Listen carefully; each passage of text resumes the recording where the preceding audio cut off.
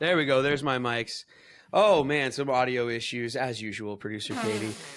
We heard Lofa. We heard from some listeners. We are trying to fix some audio issues around here. So thanks to everyone for bearing with us as we move through that. And welcome to the cold open, fellas. Javon Adams joining the show and Ed Smith joining the show today. Lofa, producer Katie just doing her job left and right, bringing in legends. Right, Lofa? I mean, we have the coolest sort of job in the world. Oh, absolutely. Thank you, producer Katie. Fellas, welcome. How are we doing today? Doing good. Appreciate Can't you guys complain. having us, man. They are Yes, the Bleav in Cardinals guys, and because it's Cardinals week, so we got to look into the Cardinals. Do you guys enjoy your sort of jobs as much as Lofa enjoys our sort of job in this 2023 when everybody has a podcast and all this stuff? Go ahead, Jay. I'll let you go ahead. Yeah, I enjoy it. We stay busy. It keeps us busy. Not only what we do with Bleav in the Arizona Cardinals, but different things that we do. So it keeps you on your toes, if nothing else. Mm-hmm. It's always interesting when we have interesting things to talk about. And the Cardinals, they're the gift they keep on giving down here. So it makes it interesting for sure. Oh, dude, what he means is that when the Cardinals are losing and there's chaos going on, he finds it to be more interesting than if they were on a 5 or 6 game winning streak. Well, that's for sure. I mean, there's also just like, what in the world is the story of the Cardinals? That's actually my don't tell us now. I mean, that's my first question when we open the show is like, introduce us to these Cardinals, because we only see bits and pieces, but like, right, Lofa, like, it's just an interesting storyline down there this year. A lot of unknowns, and I'm hoping our family over here at the Bleav Network can fill us in. Yep, totally. Here we go. Let's hit the theme song and get after it.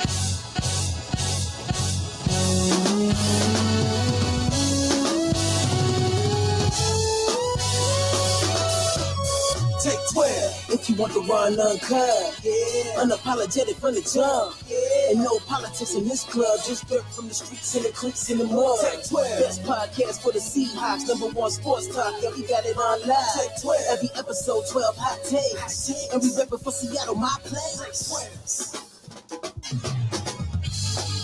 It's the Take 12 podcast on the Bleav Sports Network. Thanks for tuning in. I am the most passionate fan. I'm rolling with it, Katie.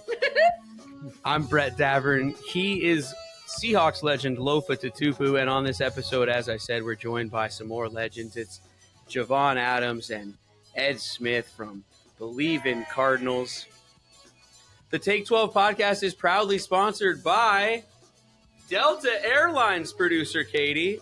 It's the only airline we fly. You guys check out delta.com. Sign up for the 12 status if you're a Seahawk fan, or even if you just live in Washington State and like getting air miles on Delta, because you get 1 mile for every yard the Seahawks throw for, but only if you're signed up for 12 status.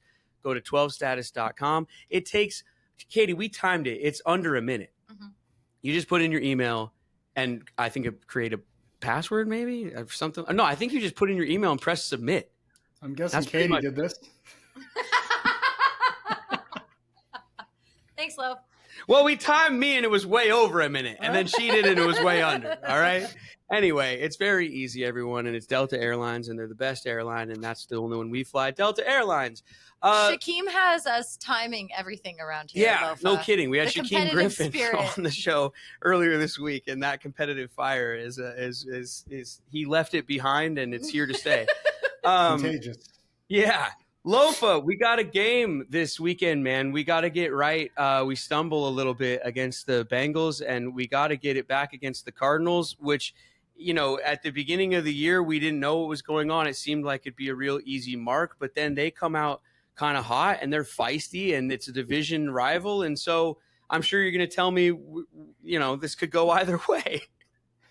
No, this is, one of the games that I'm actually optimistic about. Sorry, fellas, just coming into it, just, based off their record 1-5. But that's what always leaves me nervous, though, is when I'm optimistic about a game. Me too. These are the times. And I think the only thing that really helps us, as crazy as this is to say, is coming off a loss. I know we're going to rebound and we're going to get back to what we do best and execute out there on the field. But 1-5, they've had a tough go of it, but they've been in every single game, as I'm sure our family here will tell us. Yeah, Javon, I mean, I know you got to run in a minute here or two. Oh, boy, I can't even talk. But as I said, like, introduce us to this team. Who are the Cardinals this year? And then how do you see this game shaping up with the Seahawks?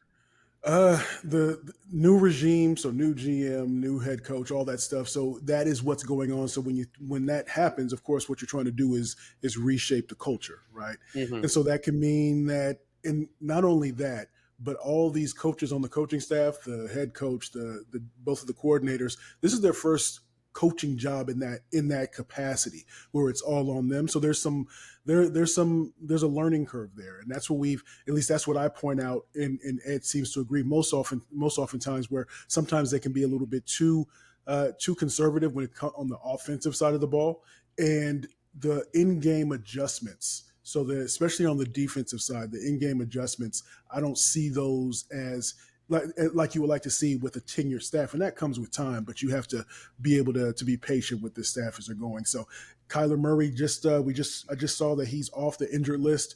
So who knows when he'll be coming back? Maybe the next 2 or 3 weeks, something like that. But Joshua Dobbs this week, Lofa. So this is it wouldn't matter if it was. He'd probably get hurt. So don't worry about it. Oh man, well no, if it was, he would probably do well because the Seahawks for some reason just do not do well when quarterbacks are having their first game in quite a while. I mean, we saw that against you guys when you were led by Colt McCoy, I think just last year, right? So Ed, I mean, continue to introduce us to this team. Who should Seahawks fans be looking for when we're watching this Cardinals game from a Cardinals perspective? Well, Jay's not telling the whole story because up to week 4, they actually even had us fooled a little bit out here. We watched what they did during the offseason. It was a total debacle. They stripped the roster down to the bone. We're thinking it's going to be every game we're just going to get mollywopped. They come out. They're in the first game against Washington. They got a 20-point lead against the Giants. They blew. But then they beat the Cowboys and shocked the world. And then they go up to San Fran and respectably lose. And we're sitting here thinking, you know what? Man, this team, we might actually be able to make a little noise here every now and then. Nobody's going to pick us week to week to win, but we're definitely in this games. And then last week happens. And we actually see we've seen, I think, the ceiling of this team for the first 4 weeks. And then the last 2, we've seen the floor. And the floor is pretty low for this team. And the problem is we might start seeing a lot more of the floor moving forward. We got Joshua Dobbs as our quarterback. He's not a world beater by any means, but they're already jumping on his back out here like, well, is it time to get rid of Dobbs and go to Tune? And it's like, wait a minute. This is, I mean, and Lofa, this is, you're dealing with a roster as bad as this Cardinals roster is. What are the expectations here? Your expectations for me had now been downgraded back to let's just not go out there and embarrass ourselves each week. And this could be an opportunity for us to stay on the track of what we saw last week going up there to Seattle. How's the pass rush? How's the pass rush? Because we didn't do well holding up against the pass rush with the Bengals there. And, I mean, if Geno – look, the offense, Lofa, the end of that game was not good, and they need to get it back. We scored those points early in that game. The offense is sputtering. I mean, it's not as if we're coming in on fire. No, not at all. But, yeah, I'll let them answer. How is the pass rush, since that was the question? Because I haven't seen it.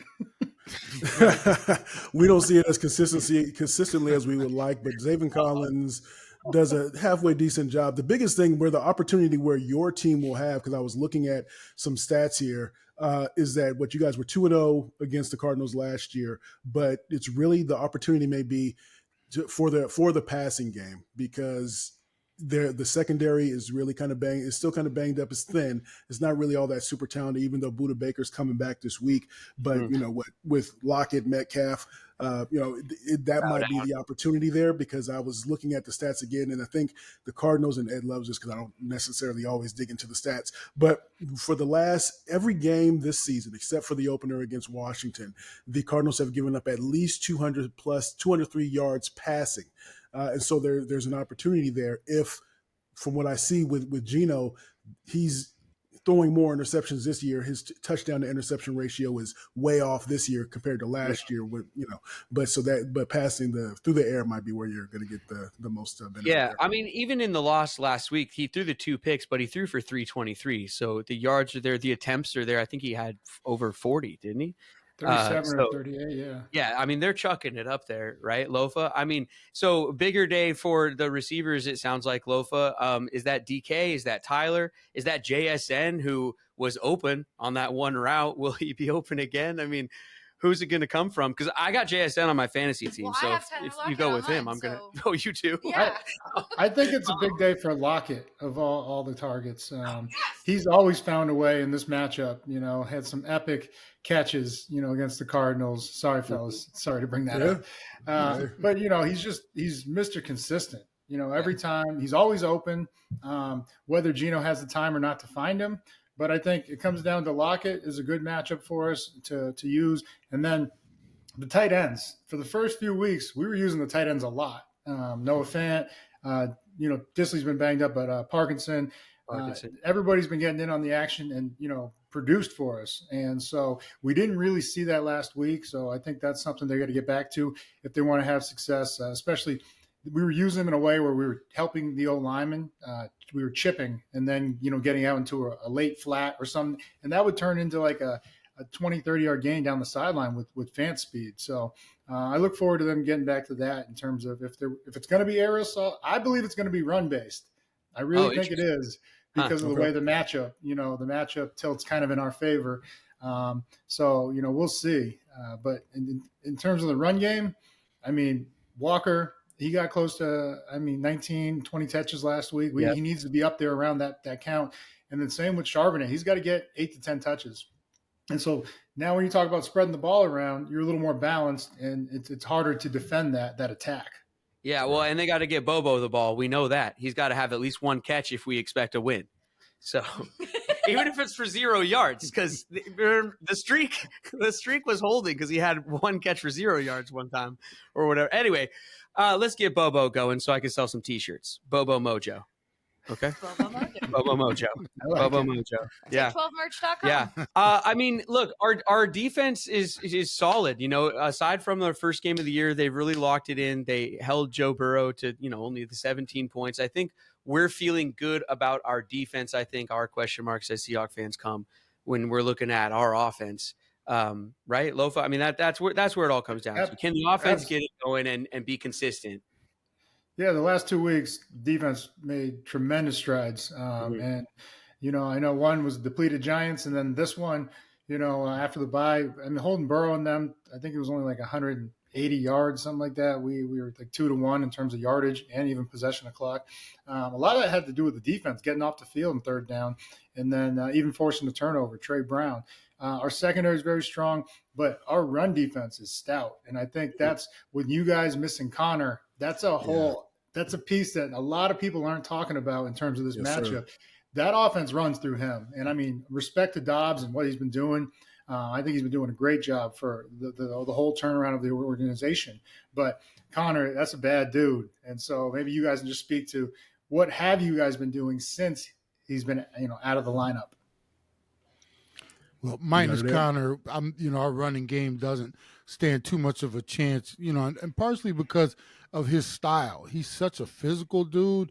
And, and what we've kind of witnessed over the last, the first start of the season, we've been so used to Kyler and pistol, turnaround, read option. We've gotten back to Connor using his strength, downhill running. And minus him, it's going to be tough sledding because we're not going to have that. You can replace him with all these little scat bats and stuff like that. First off, he takes the pressure off of first down plays. He'll pick you up 4 or 5 yards. We're playing in front of the sticks. Now without that, we're going to be hard pressed. These third and longs, second and longs, not picking up first down yardage. And then, honestly, guys, we're a team that needs to grind it out. And Connor does that for us. He allows us to eat up some clock, stay on point, pick up some short yardage, third downs, and things like that. Without that, you're going to ask Dobbs to drop back, and that could be a recipe for disaster, especially in this particular game. Mix in the 12th man. We might be in for a long day, minus Connor up there. Oh man, I don't know though. I Lofa, the more we talk, and this happens to me every pre-game episode, I get more nervous. It's my natural nature as a Seahawk fan to be nervous, and I'm getting more and more nervous the more we talk. And Katie, when I get nervous, I eat my feelings. You know what I mean? I start going for chili dogs. Yeah, you I do. start going for chili dogs. Yeah, take it away. And French fries Yes. and delicious corn dogs. The Mhm. mini corn dogs are my personal favorite. Mhm. There are 2 Wiener Schnitzel locations in Western Washington. You can go to Everett or you can go to Fife and get yourself a corn dog for lunch. They have $3 lunch meal deals. Woo. And they're just stinking delicious. So mention the Take 12 podcast and you get a free hot dog if you stop by. With any other purchase. Yeah. Yeah. That so was add a a hot smooth dog. segue. Whatever by you the already way. You guys are good. Right? Thanks, guys. That's good. That's professional work there. Appreciate you. Thanks. I am nervous though, for real, because, and I'll tell you why. Lofa, no one wants to look ahead.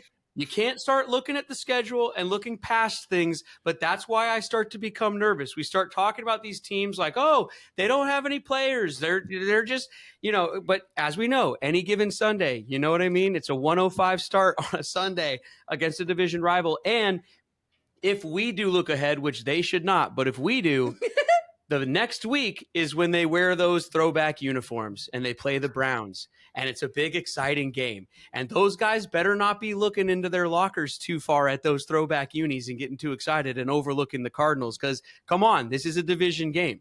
We need to take care of business. Absolutely.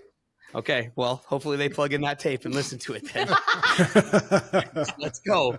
I don't want to have a letdown. I will say this, if I can jump in and just say something real quick, is Please. that one of the things with the Cardinals is that they tend to have strong starts in the first half. Okay. So if you're seeing, and it's one win in the season, but one of the things is that Ed's mentioned they've been in, the first 3 weeks, 3-4 weeks, they were really in those games.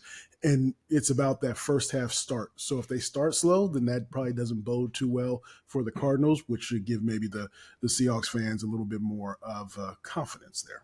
Okay. No, so yeah, I was looking at it.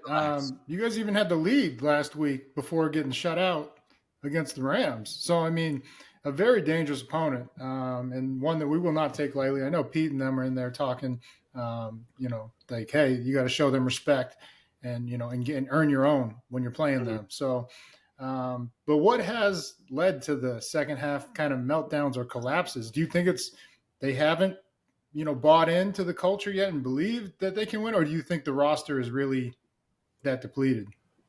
It's the roster, Lofa, and also the lack of adjustments. we got a lot of people on here. You know how it is in the league, man. We lost your prep internet. all week, Oh. and then as Internet. soon as the first drive is Recording over, continues normally for everyone everything else. that you Wait, hold practice, on. all the game plan can be tossed Reload. out the window because of some things are going on the other side. What we're finding is we're going in with a decent game plan. Then the other team is making adjustments, it seems, and we're thinking, well, let's just keep rolling because it worked in the first half, and our staff isn't quite, experienced enough to be on the sideline. I'll date us, Lofa. We used to get the pictures. We used to get the pictures from the top. Through the pictures. Now they got through the pictures. Now they got these tablets and everything. They should be on the sideline. They should be on the sideline, going through everything, making adjustments. Making adjustments. Not there. We are just not there as far as halftime, in-game, and in-game. What am I calling them? Series to series adjustments. Series to series adjustments. Yeah. In-game adjustments, especially. What is like? Oh, sorry, I'm getting an echo from Katie's Yeah. thing. Sorry, guys. Go. There we go. Our internet went down. You guys, it's all on there though, so don't worry. I'm back. We kept it rolling. Yeah, no, it's Yeah, good. it's It's all good good. because you guys are still going. Yeah. What I was gonna say is, I'm hearing you guys talk about this team and everything. What is the culture they're trying to build there? What does the future look like for this? I mean, we kind of know what you're going through this year. they have to be thinking long term with the pieces they have in place in terms of staff and things like that.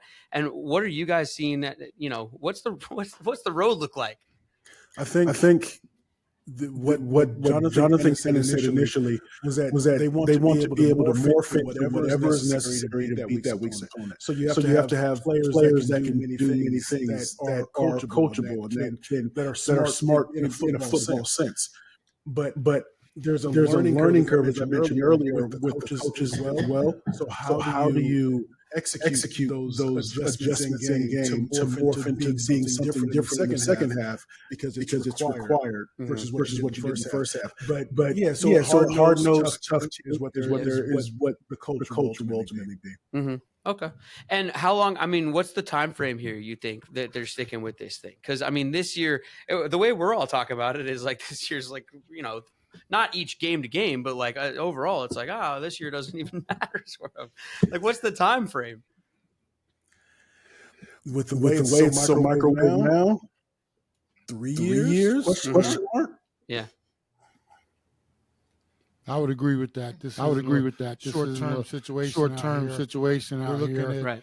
We're looking at next year. They'll start to add some more pieces and continue building the culture here. But it's a 3-year plan at the least. But also because you got Kingsbury's money, paying that man. Bidwell don't want to keep paying all these coaches that are not in the building. Something to think about. Very true.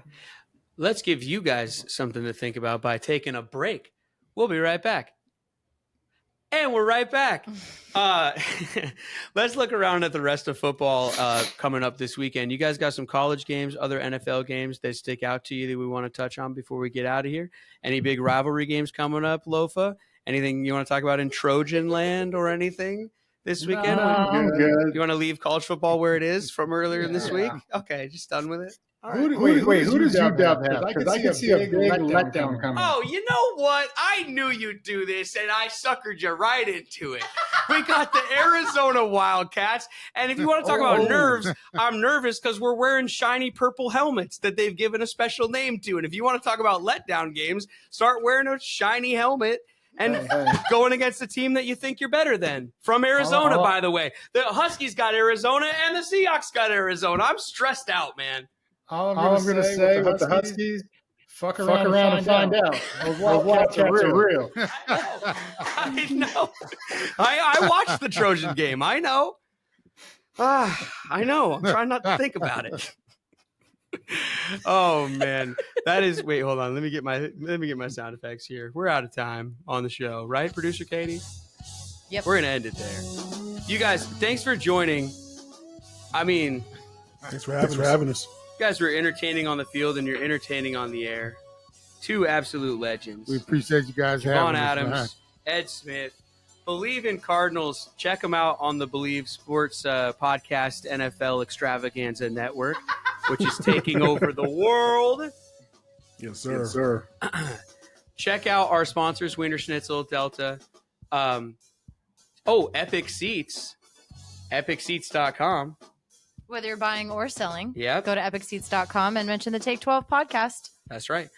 We might be doing a contest, might be doing a ticket giveaway. Check our social medias. Also, Simply Seattle, the score prediction challenge. You guys can predict the score of the upcoming game. We'll put our predictions online. You guys predict underneath the post, and if you nail it, $75. you get a gift card. It's up to $75 right now. Yep. $25 a week gets added until somebody wins it. So it's up to $75 right now from our friends at Simply Seattle. Make sure you jump into the score prediction challenge. I'm done predicting scores because my streak ended last week. So I got to think mine over and put it online. Thanks for the episode, everybody. Appreciate everybody's time. Lofa, hands in the middle. Let's break it down, guys. We do it like we were at practice or something. We do a huddle. So bring it in. Hey. We're all part of the Bleav family. There's no hard feelings here. We're just going to go Bleav on three. One, two, three. Bleav.